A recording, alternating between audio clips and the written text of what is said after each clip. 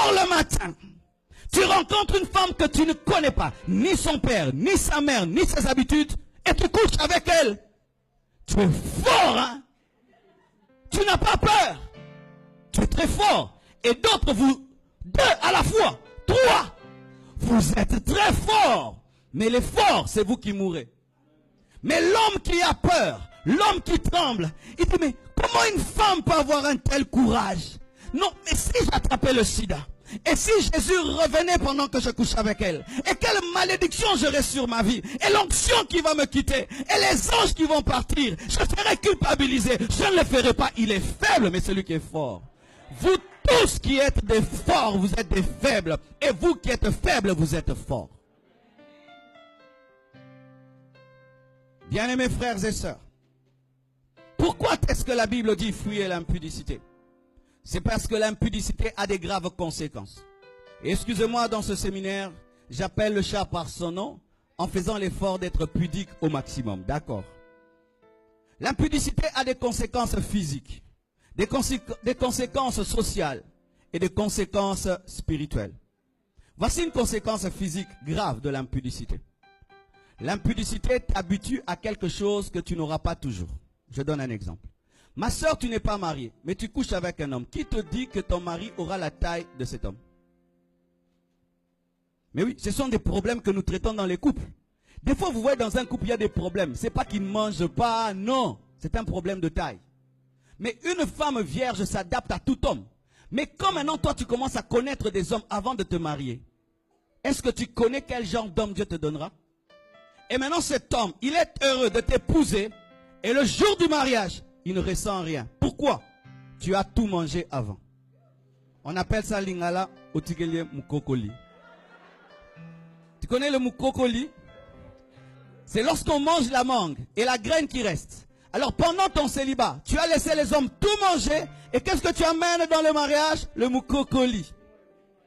Le noyau. Tu amènes ça à ton mari. Et il trouve une femme qui a connu toutes sortes de formes d'hommes. Parce que je dois le dire. Parce que des fois, vous chassez des démons. Il n'y a pas de démons. C'est le corps qui est déjà détruit. Et là, il faut que Dieu restaure ton corps.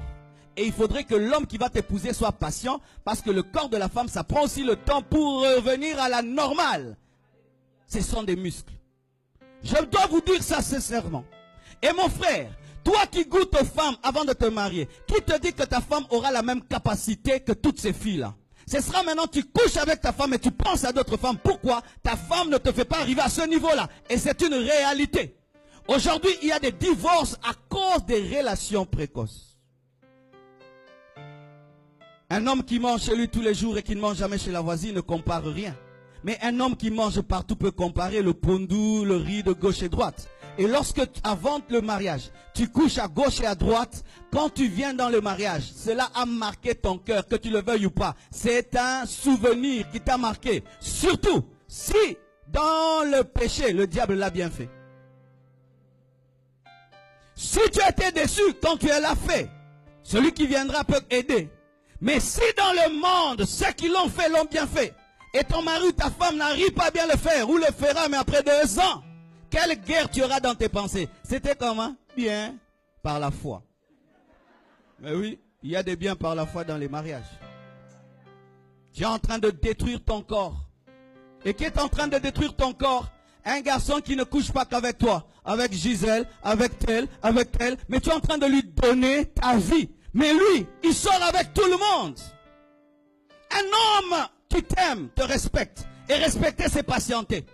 Et tous ces hommes qui disent, si tu m'aimes, couche avec moi. Dis-lui, si tu m'aimes, attends encore.